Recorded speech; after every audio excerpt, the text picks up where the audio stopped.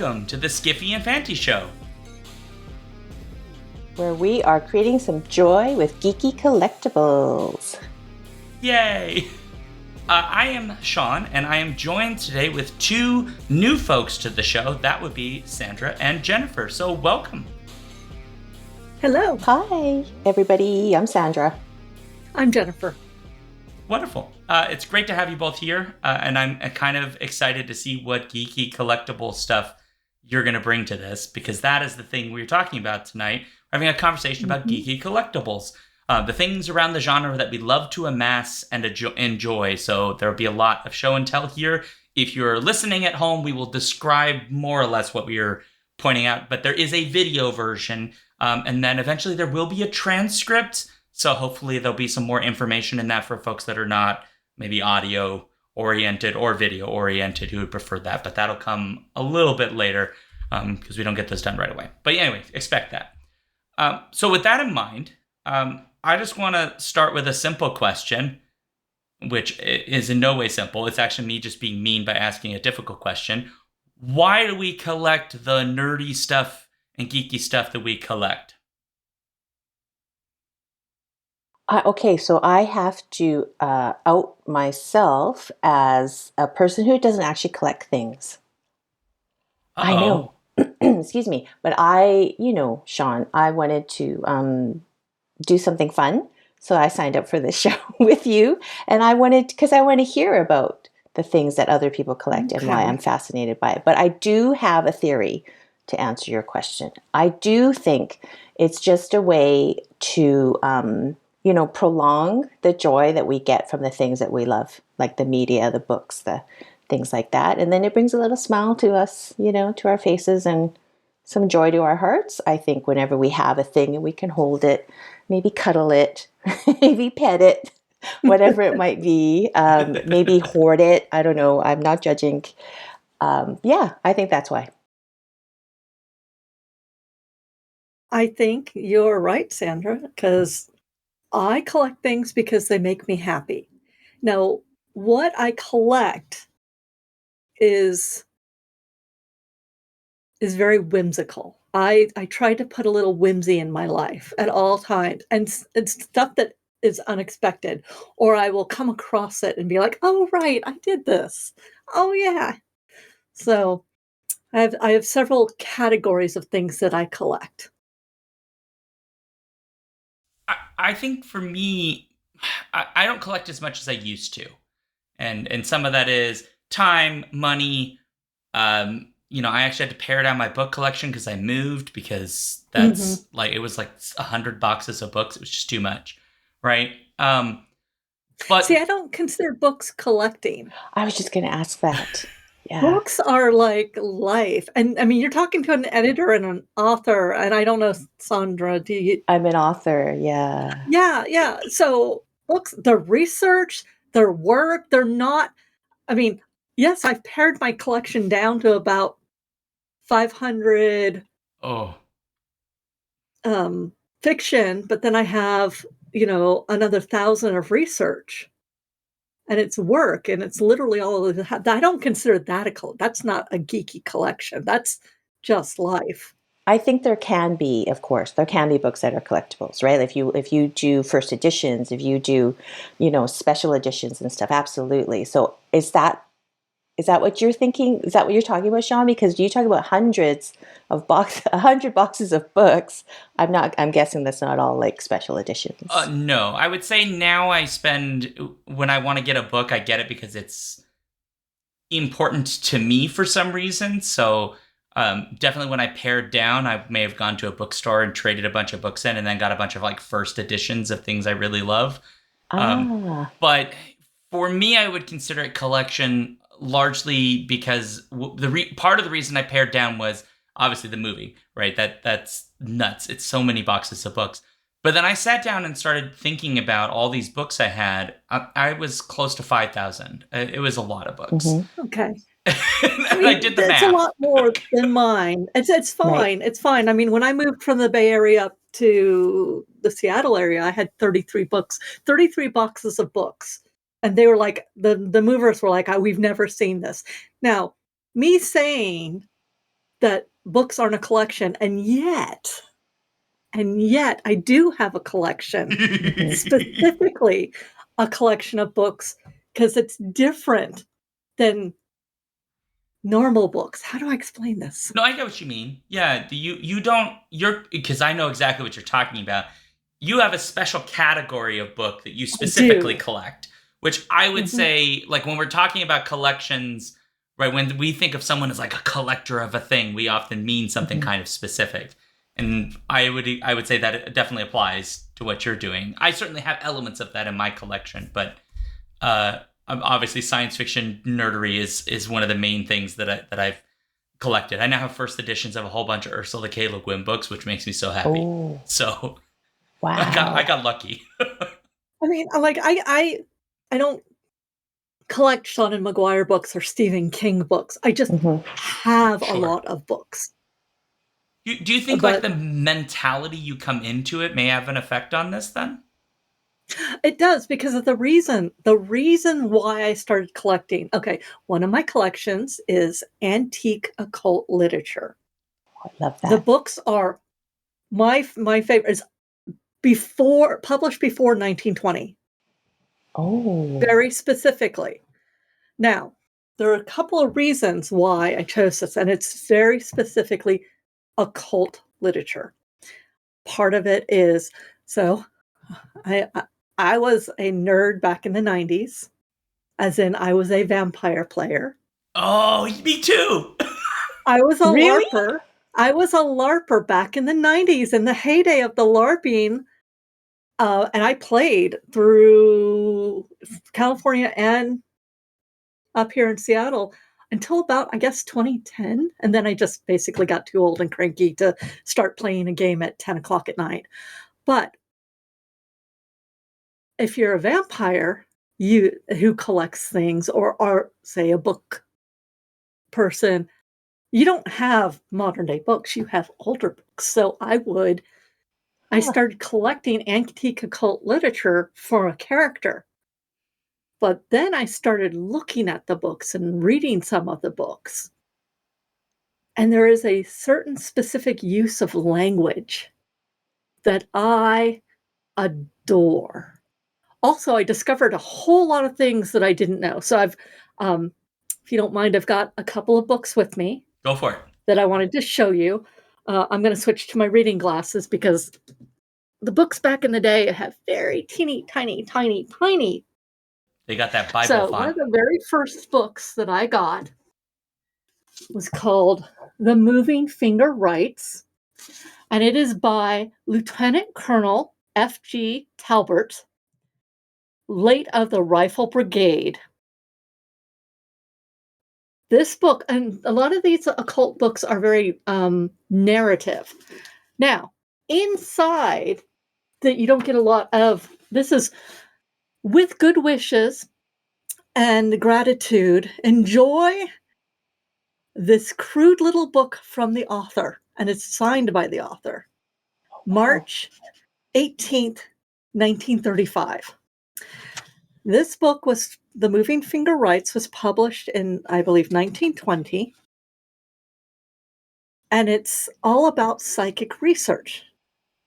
Oh. Psychic research is the greatest work by far, the greatest being done in the world today. The Right Honorable W.E. Gladstone, Prime Minister. And the table of contents, it starts things like children as psychic subjects, my first seance, knocks and phantoms, haunted houses. And so it's a very narrative occult book about what was the modern day back in the early 20s was doing for research. Now, one of these days, I have over almost 100 books of antique occult literature, and one of the things I've been threatening to do is to start reading these books on Twitch, one chapter at a time. That's dangerous. Aloud. I won't read Latin in front of the books because I don't know Latin, but that actually brings me to the next point. So The Moving Finger Writes was the very first book. One of the most interesting books in my collection is this small, it's a fairly thick book. This is an 1859 book on Christian magic. Oh, cool. Okay. It's Thy Word is Light, and it is called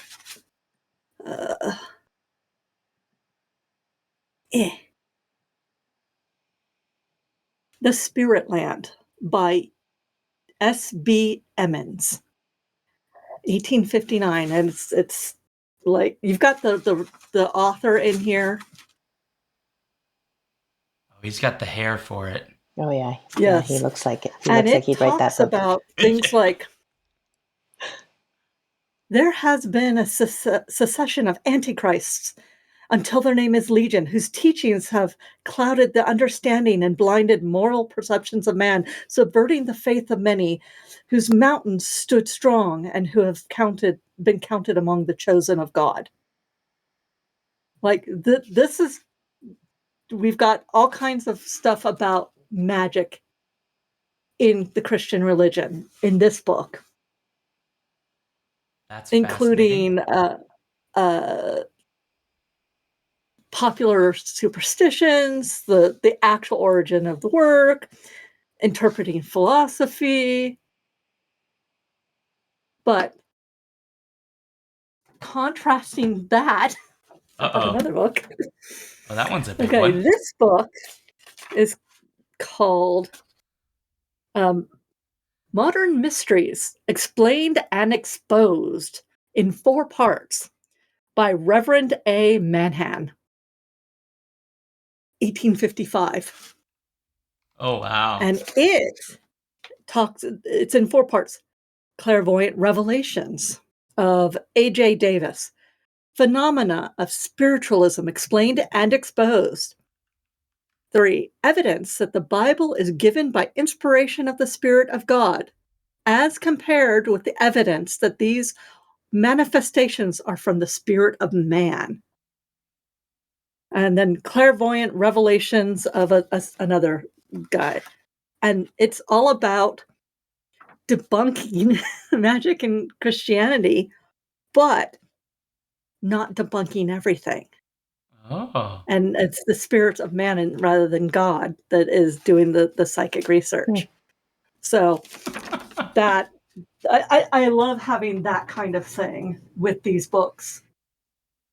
And do you guys know what the theosophy is?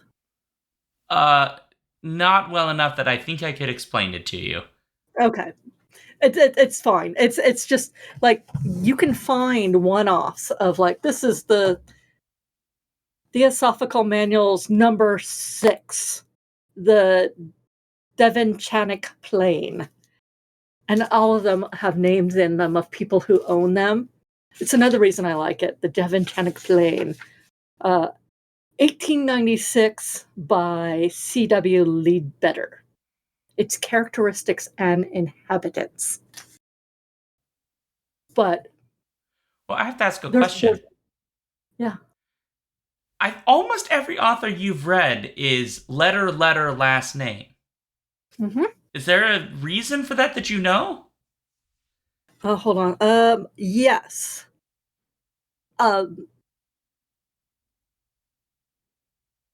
Some of these people are women. Ah, okay. Many of these people don't want their names associated. For example, and this is of the Psychic series by Henry Holt and Company. Oh. Wow. The Ear of Dionysus. Oh, I know this and one one. of my most beautiful has this huge inscription in the beginning. And it says, see page 244 of The Question. If man dies, shall he live again? That it's clearly a different book because there are not 244 pages in this book. But this one, it was given Merry Christmas, 1924. This now rare book caused great sensation on account of the not merely respectable, but eminent and prominence of the persons and spirits within. One of these spirits, Professor Becher, was my instructor in Greek in Edinburgh University, a dark, handsome, and uncommon human being who made us pronounce human being who made us pronounce in a new way. And there's this thing that I believe is in Latin, and that's it. I don't know. So the Ear of Dionysus was published in 1920. Further scripts affording evidence of personal survival. So it's life after death. Huh. And I don't know why it's the Ear of Dionysus, because this is one of those books I haven't actually read through, because I have many. But the reason I picked these up, because one, they're all inscribed in one way or another. I don't have to worry about copyright because they're all over 100 years old. They're all narrative. I mean, I have a whole section on Kabbalah and talismanic symbols as well. But I've also started picking up myths and legends from other countries from before the turn of the century. Ooh. Like I have stuff from Ireland, I have stuff from India, because we haven't heard their myths and legends from their point of view. I have a question. I've started picking those up. Jennifer. Yeah. Okay, so do you go on the hunt for specific titles that you hear about, or do you like let yourself? You take a trip and then you. I actually have a dealer. Yeah. Okay, so you know how when you played Vampire, you have a 1 point or 2 point or a 3 point contact? Well, I basically have a 2 point occult contact, a rare book dealer, who emails me monthly. And I'm not the only person, but a whole list of these. Right. This is what I have gotten in. And they come to me and they tell me, and sometimes I will be like, I can't afford that. And then we'll negotiate the price. He knows that I live in the Seattle area. So when he sends me books, he wraps them very carefully and then wraps them into something that's waterproof. Nice. Just to make sure. But these days, I will tell him what I'm looking for. Like I'm looking for more narrative or myths and legends. But I also like psychic research a lot. Like I have a bunch of books on seances and how to debunk them and how to, what couldn't be debunked. But it's all from before 1920. Why did you make that your? Why did you make that your cutoff point? 1920. Well, at the time, after the 1920, or starting to me and getting around 25 to 27, I noticed a change in the language, and I noticed a change in perception. And it was more commercialized. Like publishing is a business. I work in publishing. It is a business. But you know how there's Llewellyn now, where you can get a calendar every year, or it's just like the Farmer's Almanac. It's just there seems to have been some sort of publishing shift in the latter half of the 1920s, going into the 1930s, where the tone changed. It went from exploration to talking down, I feel, a lot of stuff. Or more obviously grifters in the language. That's the only way I can say it. It didn't feel as authentic. The language changed. Yeah. It's the Uri Geller effect later on in the century. I'll bend spoons with my mind. Yeah, it wasn't as, I'm not going to say joyful. It didn't feel as authentic. It felt a lot more like people were more interested in how they could sell the idea of it rather than... Yes. And there was a repetition that started happening that I didn't like. So I started, and also around that time, the stuff with Christian magic, gone. Just completely gone.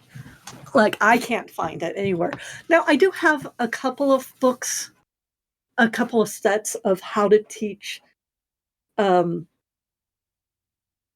different types of magic and such, like a whole series. But I think I still think it's set in the 1930s. I haven't pulled that one set out in a long time. I went through a period of, a lot of white women go through their witchy period in their mid to later 20s. I was one of those people, and it's funny to watch the generations beyond me do the same thing. Especially with the change in attitude, and how it's kind of funny, you're not a real witch unless you use this specific thing with this specific thing. And on one side that's one side. And then there's the other side of, the real witch who's actually, harried and using one thing or that because it's an everyday object that they always use. It's like the professional cook versus the home cook. Yeah. It's like the person who does it for show versus the person who does it because that's who they are. Yeah, I saw the same thing with UFO and like cryptozoology stuff, which I was really into as a kid. Because you get those books with like the pictures and like they'd just be like, what are these things? Maybe there are other things from the other parts of the universe. And as a kid, it's all like, oh, that's really exciting because maybe they're aliens and they're visiting. And then I saw as I got older, out of the 80s and 90s, just a lot more of the sort of like Ancient Aliens tone, which I always found Ancient Aliens in particular really bad. I think I couldn't finish the first episode, and the reason was it's so bad. It's bad. The guy was literally holding like a little toy, and when you look at it, it clearly has feathers on it, and it looks like it's a carving of a bird. And he's literally sitting there going, "How did ancient Egyptians know what airplanes looked like and know how flying works?" And I'm like, they literally made a toy shaped like a bird. They could watch birds. They're not stupid people. They understand how birds work. They just can't recreate the technology. It's kind of like the guy saying, "Oh, you couldn't carve this stone. It's too hard." And he's touching it, and it's sandstone, and it's literally falling apart, like while he's touching it. But I get what you mean. I think the advent of movies and radio and stuff changed how people perceive things and how they are sold. And I mean, I started it because I was a gamer, and I kept at it because certain parts of it intrigued me. But these I don't carry around. These are not everyday buys. These are expensive books. Yeah. Whereas whimsy is a big part of my life. And I know you have, Shaun, you have some collections. Oh, yeah. You want to see some dumb stuff that I collect? Yes. Okay. Yes. All right. Let me it doesn't need to be the Jen show. The only thing you could say I collect maybe dice. I'm a bit of a dice goblin. Okay. That counts. So do you have like Dispel dice, or are you under the Norse Foundry dice, or is it a particular type of dice? I'm like so basic. Anything that catches my attention, I will buy. That's the way to do it, actually. Shiny math rocks. Okay, so for whatever reason, I was in Target a few years ago, and I found that they had these little Target birds. And originally they were just the Christmassy ones, right? The holiday ones. I have, I don't know, like 40 or something of these, What are 40 they? or 50. What is that? They're just little decorative birds. And so like this one's like a little marching band bird. I call them birbs actually, but I I'm was going to using say their birbs. market name. Isn't he so cute? He's got like little gem. I don't know if you guys can see, like there's a little gem up there. Yeah. Right? Adorbs. He's got a little tail. Blue body with the, he's got, his wing has the gold on it. Yeah, the little gold wings. Epaulette. Yeah. Very cute. They're adorable. I've got this one here, which just says bonjour. A French one. Huh? A French bird. Yeah, this one apparently says Spritz. Her name is Cherie. Or Sherry. Yeah. She's adorable. She's got her little glasses. Like little glasses. Yeah. They're heart shaped. And then this was the last grouping that I bought. They had a bunch of like winter themed ones. And so this one comes with like a little like coat that I would wear, like a vest. And he's got little fluffy wings and a little bow tie. Is that a bow tie? Yeah. I've got dozens of these things. They're very cute. They're so cute. I mean, I couldn't and resist. It's better than, like, I do have some pop guys. Funko Pop but kind of things. I only have 7. These are my little gods of writing. Mm-hmm. It's adorable. So they're not, I mean, they're not really a collection, but I guess they're a collection, but I don't collect Funko Pops. I have my little 7 gods of writing. I have love, death, beauty, determination, potential, sadness. No, she was duty. What are you? Determination, potential, duty. Oh, they're your motivational posters in a Funko Pop. Yeah, they are for my writing, and they watch me write. That's adorable. Yeah. So, but that's not a collection. That's, you don't decoration. Count that. As your little, that's better than that. I mean, and there are 10,000 Funko Pops. How many of those did they make? Do you know? Well, they're like limited. Like they release new ones every year. They're making more and more now. It's sort of like Beanie Babies when they first like hit, and they only had like a couple dozen different varieties, and then the next year there were like 10 trillion. It's the same thing. But as far as I know, they originally only started with like winter themed ones, and then they started doing more holidays, and then they just have more rotation. So like most of the ones I have downstairs are like Santa Clauses. There's one with like an adorable, he's like wearing a Christmas tree costume, things of that nature. Do you have any in your office at work? They used to be in my work office all over. My office now is too small, so they're now in our basement with all my books. Okay. And they're, I actually can't go to Target because if I see these, I can't resist. It's the, what they call the Labubus or whatever. It's that, but it's more affordable. Oh, yeah. Okay, so they're not connected to any media or property. Yeah. So what is it about them that had you say, "Oh, I just can't not"? Come on, that's adorable as hell. Come on. Yeah. I don't know what to tell you. I get it. I also have been a lifelong, I'm not going to say collector, but lover of stuffies, stuffed animals. Yeah. Yeah. How many do you have? I have culled a lot. And so a lot of the stuffies we have around the house, I have 2 kids. They're now 18 and 22. Mm-hmm. I'm not going to say who, but at least one of them still has stuffies all over their bed. Hey, I still have my college one, Rufus. But I do have some special ones. So I have a bison stuffy who's about this big.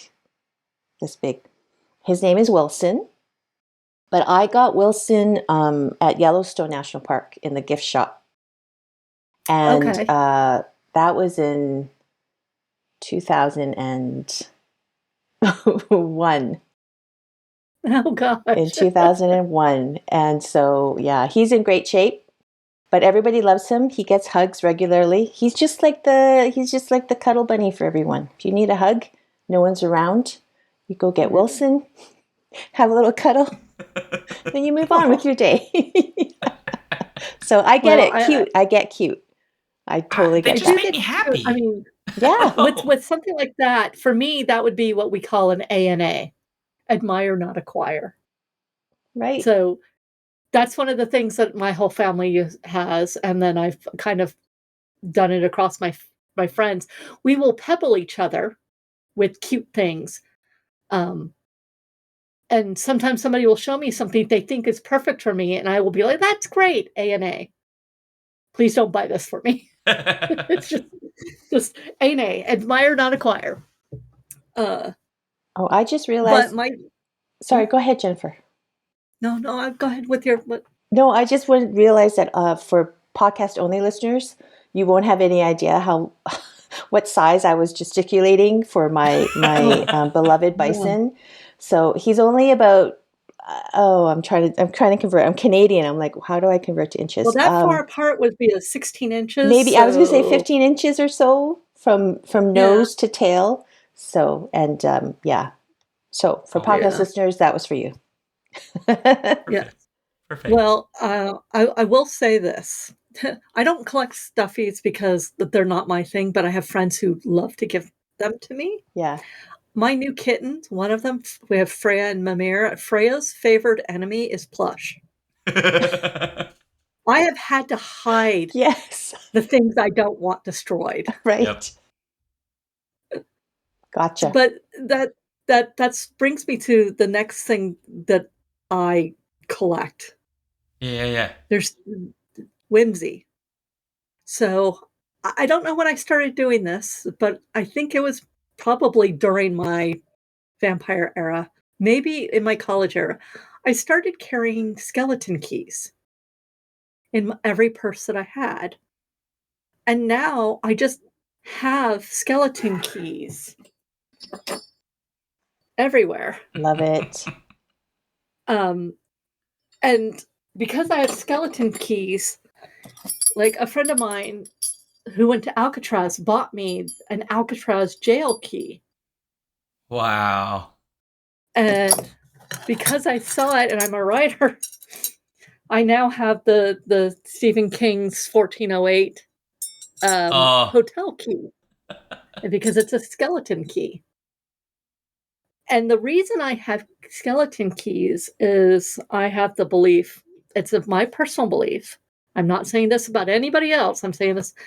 My personal belief is I always have the key to get what I want or to get me into or out of situations. And that's the philosophy behind it.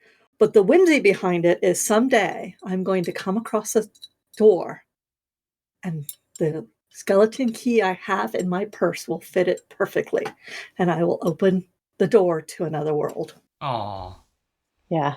That would be cool. Because, well, it could be cool. I don't know. If it's the Hobbiton, like nowhere near Lord of the Rings, yes.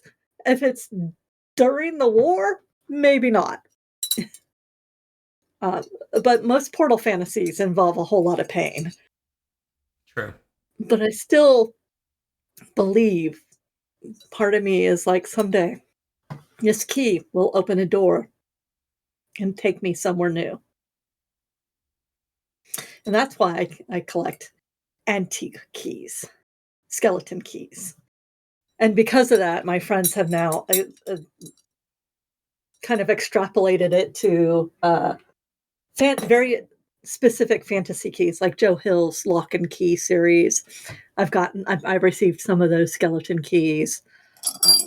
What was the first one you ever found, and like what made you think, oh, I want this one?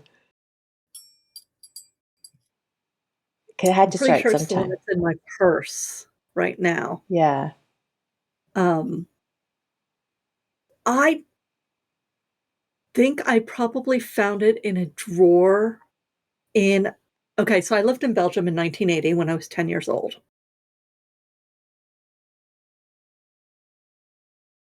And I lived in a 300-year-old manor house. Oh. Nice. That made me believe a whole lot of things. And if you've read my Dear Pen Pal, Belgium 1980, It was a Kickstarter. It'll be a novella. I literally sent letters, 24 letters, about 2 people telling the story. Next year, it'll probably be an actual novella that will come out. But the thing that struck me, I used to live on the East Coast. My house was older than the United States. That's so old. cool. Yeah. Think of that about when you're 10 years old. Yeah, you know, that look, that the wide-eyed, oh my God, like there was something there. So I have a specific love of old architecture and of buildings and of skeleton keys. I'm pretty sure I found my first skeleton key sometime in Belgium. Maybe one of the French people gave it to me. I don't remember. I mean, that was 40 some odd years ago, almost 45 years ago. Wow.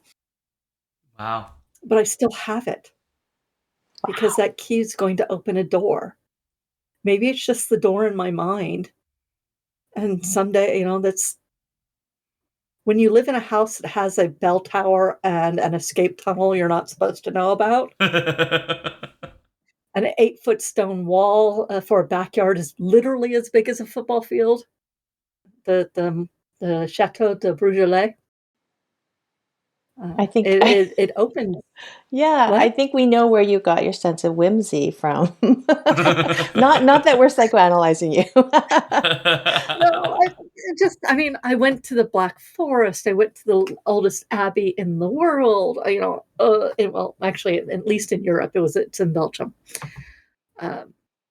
There's a certain love of older things, and that's the thing that I'm, old books, old keys, my treasure, my third main thing, which is the fantasy coins. I love these fantasy coins that are different shapes.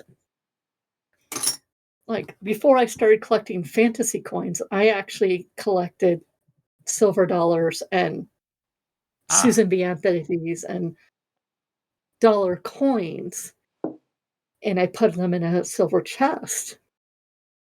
Oh, it was a music box. Now I have a wooden chest, but I literally have a treasure chest in my house. I let myself do these things because it harms no one. I'm also a writer, so sometimes people expect us to be a little bit weird. Yeah, it kind of comes with the territory. Just a little. Okay. I don't know. You're weird too, Sandra. Come on. I am. Yeah. Yeah, like I'm happily dice. weird. I'm joyfully Yay. weird. When you collect your dice, what is it about the dice that you what catches your eye? Yeah. What makes you pick it up? Well, as I mentioned, I'm very basic. So if they're really pretty, I also like whimsical ones. So I do. Okay, I just want to show you my dice bag. Yes, it's really cute. It's so cute. I love this dice bag. It has 6 little pockets around the side and then a central. But I'm going to show you probably the most whimsical. It's so hard to see. Who doesn't have collections. Yeah, I know. I didn't say I wasn't like, I'm not like, I don't have hoarder genes. I mean, okay, so this is probably my most whimsical set is it has a little fox inside each one. I don't know, it's really hard to see. Oh, you can kind of see it. This is the 8-sider. It's hard to see. And then every side has one glitter side, and it has the little glittery. Yeah, the fox inside, which doesn't show very well, but because of all the facets, it's very hard to see. Even in the 6-sider, it's really hard to see. But here's the D20. Anyway, that's really pretty. It's really nice. I know. Have you seen the liquid core die? No. What? You haven't seen liquid core dice? No. Well, there's something for you to look up after this. Yes, I will. Yeah, and sometimes if I know this may seem weird, but sometimes if dice seem creepy, like extra creepy, but not obviously creepy, I don't really I'm not really moved to get ones with skulls and things because it's too obvious for me. Yeah. But if they look like they're, filled with dripping blood or stuff like that, or if they have really great names that are super creepy, then yeah, I like them too. That's a giant. Giant. I love that. These are known as chonks. Chunks. Yeah, my chonkies aren't that big. My chonks aren't that big anyway. I think Greenboro gave me this one for a Gen Con. Wow, it's so big. But I have this at my table on my desk because I play Eberron on Twitch a couple times a month with Arvin Elleron. And sometimes we have to roll dice. So you roll that? Yeah, I mean, I also have a smaller die. Yeah, of course. I don't know why all my dice up here are pink. I kind of want you to get a collection of all, like a full set that's all giant, and then come to a convention and you go to a table to play, and they're like, "Oh, did you bring dice?" And you just honk us back. It's you with your D6s, like. Be a lot of fun. That's great. Wow. That's great. You should look for liquid core dice. Okay. If you're not familiar with dispel dice, all right. I will. Dispel dice are very, very pretty. Yeah. They're pretty cool. Shaun, you have something else, right? Yeah. Yeah. Oh. What's that? There's a lot in here. Box. What's in there? They used to be in my office, and then I moved, and so now they're not. And this is, among many things, I have 2 boxes. This is just one of them. All my little tiny Star Wars figurines.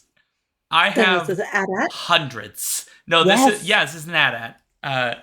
I've got actually 2 in here, so I can fight if I want. I got little X-Wings. Give me a little thing. Little X-Wing. Look at him. Look at you. So cute. Very little cute. X-Wings. I got a Death Star I can hang on a window or something. Okay. Like little dangly things. There's quite a lot in here. I've even got like a little Boba Fett. Mm-hmm. He's very cute. He's very fun. Yeah, that one looks really buff. Yeah, and I got all kinds of stuff. Star Destroyers. Here's my Lando from when I was a kid. Oh, got his little blaster. That is old school. I was going to ask you when you started collecting, like when they first came out with figurines. Oh, definitely not when they first came out because I wasn't old enough. The 90s is basically when I started collecting them. And then I bought like a crap load more when I realized, I could just put them all in my office and have like my office be a nerdy place. I even got die-cast ones, which are the ones that are made out of metal. Yeah. So this one even has like cool. It's got a little ship on the bottom. Nice. I can't remember how to get it out. There's a way to get it out to come out, but I don't remember how. Anyway, all kinds of stuff in here. I got Darth Maul's ship. I got Cloud City. So if someone was going to buy you something for one of your collections, would you want them to get you a Star Wars thing, or do you want you to get you a Burb thing? Birbs is probably easier if you're trying to get me something that I don't already have, because most likely whatever ones are in Target right now I don't have. But I have multiples of like everything in here, and I don't mind having more, because one thing I want to do one day is actually set them up with little like LED lights to show, like to make a big giant space battle. I want to do that. And so having more so I can make my own battles would be really cool. In 3 dimensions or so have like, you put them on my bookshelf or something and have like ground battles in one part of the basement and like the space battle up at the top or something. Yeah. And like little LED like pews to make it look like lasers are coming out. That's I want to learn how to do that. I think that'd be really fun. Yeah. Now the part of me that's like, okay, now I've gotten old. My first thought was, man, dusting that would be hell. Yeah, I mean, I probably can't keep it there forever, but it'll make me happy for a time. Yes, it will. And that's the point to do. Oh, you got the X-Wing, Y-Wing. No, that's a TIE Fighter. That's TIE Fighter. TIE Fighter. TIE Fighter. Oh, yep, I got the bomber as well, TIE Bomber. Little TIE bomber. Oh, yeah. Fancy. I mean, like, I just want to be clear. This box is completely full. Stuffed. Yeah. Yeah. And I have That's- another box that's bigger than this. So. Okay. I was like, that wasn't a very big box. No, this one's a small one. I have one that's, I don't know, about yay big. Yeah. That's full. This is my Death Star 2. I Mm. blew that one up too. Yeah. And I also have a regular one. This one like spins. Actually, I don't know why this one spins. It just spins. There you It's go. like a fidget spinner. It is kind of like a Yeah. fidget spinner, except like Yeah. it's kind of, you can't hold it in one hand like a fidget spinner, can you? I No, see. you can't.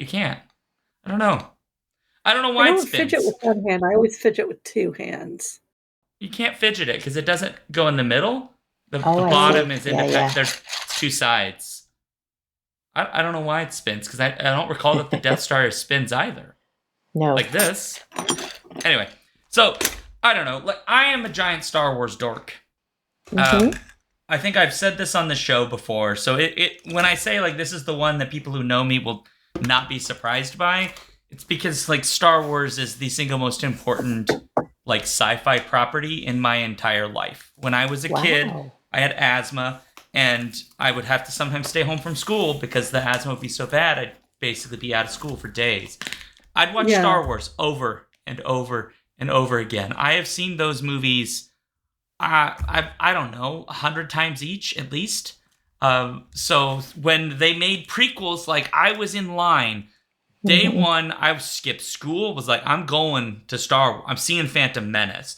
I went and saw it 6 times in theaters. I bought tickets in advance because I was old enough to finally do it for the second film, and went dressed as a Jedi with a lightsaber thing.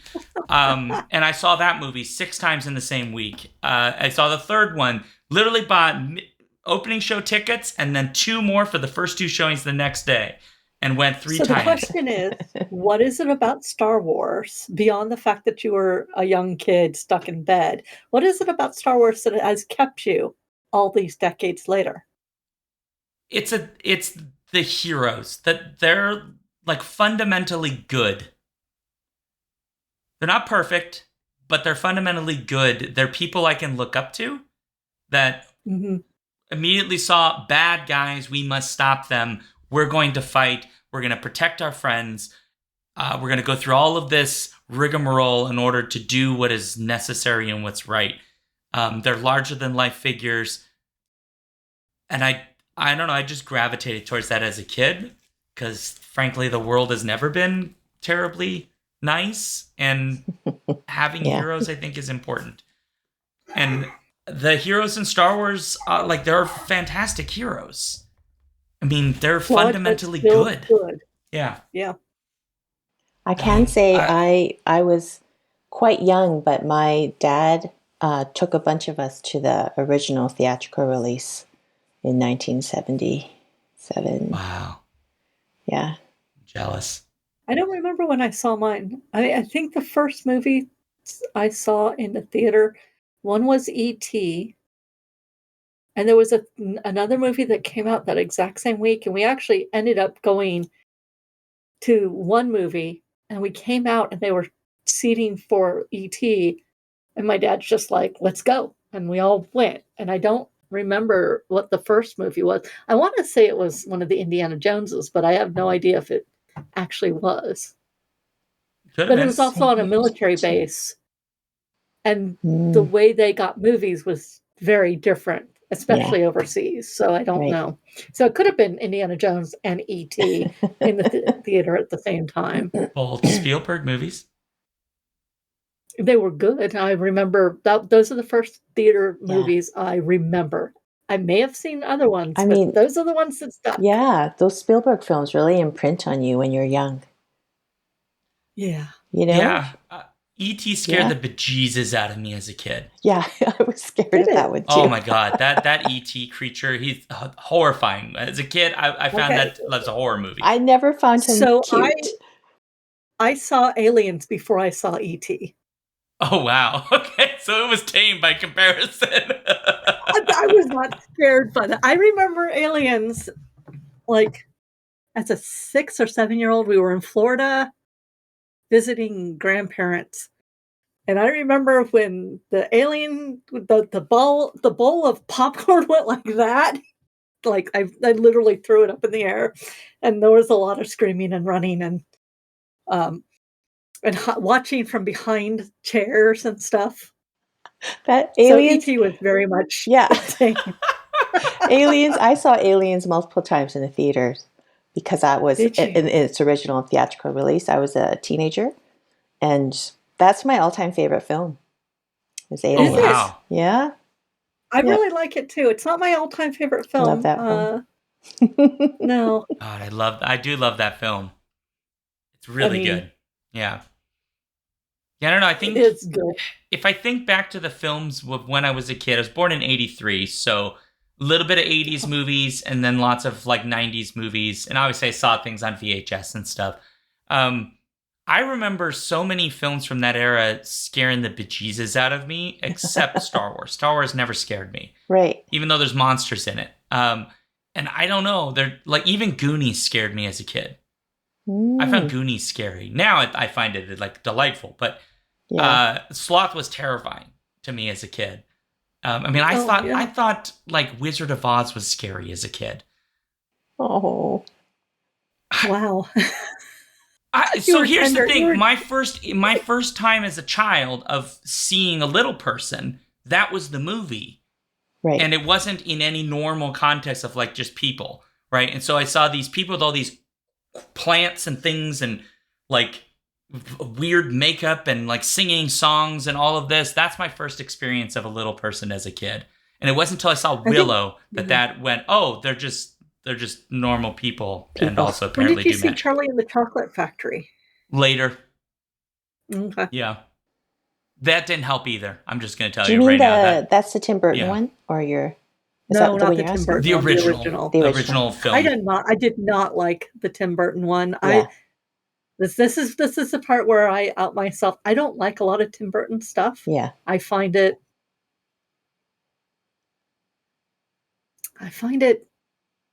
too hyper real, maybe. I mean, I sort of enjoyed Beetlejuice. I hated Oogie Boogie. I actually didn't like the relationship of The Nightmare Before Christmas. I thought the skeleton guy, King, whatever his name, he was an absolute bastard to the poor girl. Like, it's just, I had a very different point of view. Right. And people are like, oh, I love this. And I'm just like, well, if you like abusive relationships, okay. Sure. Meanwhile, I love those Batman movies. That first one. Who? The Tim Burton Batman movies? Yeah. Michael Keaton was the best in that first one. Is that the one with Jack Nicholson? Yeah, and the first one is Jack Nicholson as the Joker. The second, you got Michelle Pfeiffer as Catwoman, who is to this day the only good Catwoman. Okay. So Julie Newmar. While they're hyper real, I also who's a good Catwoman beyond the very original Catwoman? Well, I mean, Eartha Kitt. I mean, Eartha Kitt. Yeah, She's the one that I'm thinking of. Yeah. I feel bad for Halle Berry. Amazing. She tried. Yeah. She tried hard. Yeah. Anyway. The Joker. So even the Joker in that Batman, while I did enjoy those specific Batman shows, I found them too hyper real. I did not, and not in a comic book way. There are certain ways that things are comic book translations. It just, I don't know. I guess it just wasn't for me, and that's okay. It can be for other people. Yeah. It's people interesting are allowed that to like different stuff. It's interesting that none of us are comic book collectors. Oh, why? Speaking of geeky collectibles, right? You were, yeah. My brother was. Yes. My brother was too. So I mean, I have a lot of the Asterix and Obelix. I read all those as a kid. Again, Belgium. Right. Like, I didn't have a TV from the ages of 9 to 11 because I was in Belgium. So I missed that. But then again, I was born in 1970. So I'm a teenager of the 80s. The 80s are my era. Like, my favorite movie is Night of the Comet and Labyrinth. and Labyrinth. Princess Bride. Like, this is to tell you about some Right. things about me. Also, there's this weird one called Defending Your Life. Oh, yes. I remember that Albert one. Brooks, you know it. I do. That was good. That's a good film. It is a good film. That is a great film. Yeah. And it was one of those, when, as a military brat moving around, you face a lot of fear. And you can't show a lot of fear, but you still have it. And Defending Your Life was a really interesting, pivotal thing for me about facing fears. Wow. And trying to overcome them, even if you don't. I guess maybe that's why I'm always looking for adventure. That's why I have the skeleton key. That's why I have my antique occult literature, even though I don't read Latin in front of them because I don't know Latin. I have treasure. My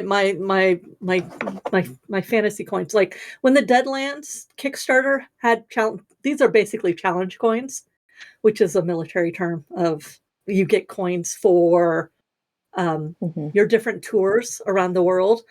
And a lot of times, if you meet somebody who was in the same tour that you were, you could challenge them to produce the coin. And if they don't have the coin, they owe you a drink. Oh. Games among military people. That's fun. My family was military. But treasure and whimsy and collecting things, it doesn't hurt anything. It doesn't hurt anybody. And as a grown-up, understanding that you can collect the things that you want to collect because they make you happy is important. And I think that's a thing that a lot of today's society forgets. And I think, and I was mentioning it before, it's like when you turn a certain age, especially as a woman, if you have a specific type of figurine or a teacup or something, nobody knows what to buy you. So suddenly you have 16 cow salt and pepper shakers because that's what you collect. Yeah. Because they don't know. And it's like, that's not the thing I want. I mean, I'm specifically starting a new collection because it's a hard one for people to buy. I know because I've looked. My things, reading books, sitting on books, statuette. I have three of them now. Also whimsical. Yeah. Also whimsical. This one's from the Hugo base from... Oh, cool. Maybe renovation, maybe? It was in the art show. So I bought it because I had already bought one of the cat ones. And I'm like, wait, if I get 3, it's suddenly a collection. And then I can tell people I collect things, statuettes of people or things, reading books, sitting on books. And that way, if they're going to get me anything, they have to actually work at it. Yeah. Everyone knows to get me dice, so I'm good. You're easy. Well, if I ever meet you, I have plenty of very pretty dice. I only like the pretty dice too. I agree. I will be happy to share my pretty dice with you. Thank you. Well, we gotta wrap up. We're at about an hour. Oops. I think it's okay. But I think were there any questions that we were supposed to answer? I didn't see any new ones, but I got taken to task for saying that Michelle Pfeiffer was the best Catwoman because everybody liked Eartha Kitt and Julie Newmar. But I stand by it, and I'm going to stand by it. You're allowed to stand by it, even if you're wrong. Excellent arguments can be made. I mean, at the end of the day, who your favorite is your favorite, whatever. I mean, because it's subjective. Collections are subjective. Lulu babies? No, what are they called? Labubu's. Labubu's. Boo-boo. Those things. Yeah. Those things that have specifically 9 teeth that are very specific in a different order. And you had to... Labubus? Labubus. They're called Labubus. I don't know. They're bankrupting families as we speak. Yeah, it's the Cabbage Patch Kids It's the, singing Elmo. Beanie Babies, Tickle Me Elmo. Tickle Me Yeah. Elmo. Oh, Thank you. God, I Sorry, remember that I got that craze. wrong. Yeah. Yeah. Okay. I remember that. Remember the news stories of people trampling other people getting to get a Tickle Me Elmo. I was like, oh my God, guys. Like, Trust wow. me, your kid's not going to remember that toy in No. 10 years. Well, I'm all about, if you're going to collect something, do it because it brings you joy. Yes. I think that is the That message. I think is There you go. that all of us have said. It is the correct message. Okay, folks. Well, if you're at home and you'd like to let us know, I don't know, what you collect or what you thought about the episode, we'd love to hear what you collect. If you are into any unusual, cool, neat, nifty, joyful, whatever stuff, email us at skiffyandfanty@gmail.com. If you are a Patreon supporter already, you are in the Discord, you can obviously yell at us there in the show discussion channel. Please find the show on all kinds of places: Blue Sky, Threads, Mastodon, YouTube, all kinds of stuff. That can all be found at skiffyandfanty.com/skiffythings. And then don't forget, every Friday, 7 p.m. Central, you can get the show in its live format on Twitch at twitch.tv/alphabetstreams. If you like the show, please just spread the word. I don't know, share our stuffs, review us on the apps, and then if you have money that you don't need, you can give it to us. Patreon.com/skiffyandfanty. It goes to basically cover hosting and things of that nature because this isn't actually free. So there you go. We have a crap load of Patreon supporters to thank, but I have 2 other people with me, which means I don't have to read half of them or all of them. So, So, people I'd like to thank first: Andrea the Alluring, Cameron the Chthonic, Caroline the Benevolent, Carrie the Divine, Chris the Candescent, Dan the Transient, Daniel the Cultured, David the Debonair, JC the Jocular, Jeff the Gracious. I get to continue thanking Joseph the Jovial, Juan the Junctional, KB the Kind, Karen the Kick-Ass, Kat the Kinematic, Matthew the Magnificent, Paul the Pious, Phoebe the Eloquent, Robert the Riveting, Robin the Bold, Ryan the Resilient. And then we have Sarah A. the Sensational, Sarah E. the Sublime, Sarah O. the Rapturous, Scott the Gentleman, Stephen the Strange, Tari the Thorough, Tanya the Triumphant, Trish the Imperturbable, Victor the Valiant. Perfect.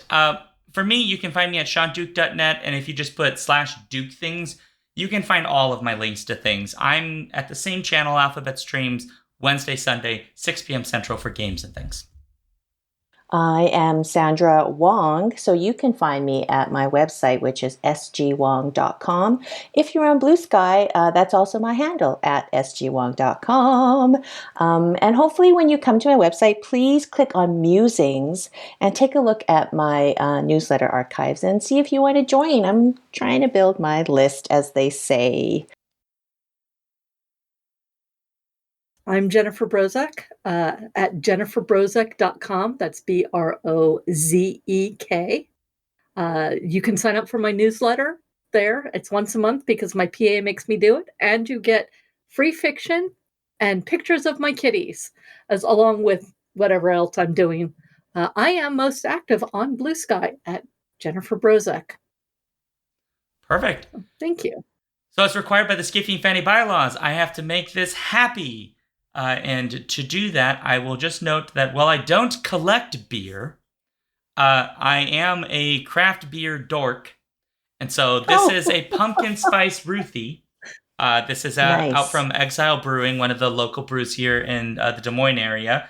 And I am closing in on 2,000 beers probably next year, which for super hardcore beer people may not seem like a lot, but to normal people is a lot.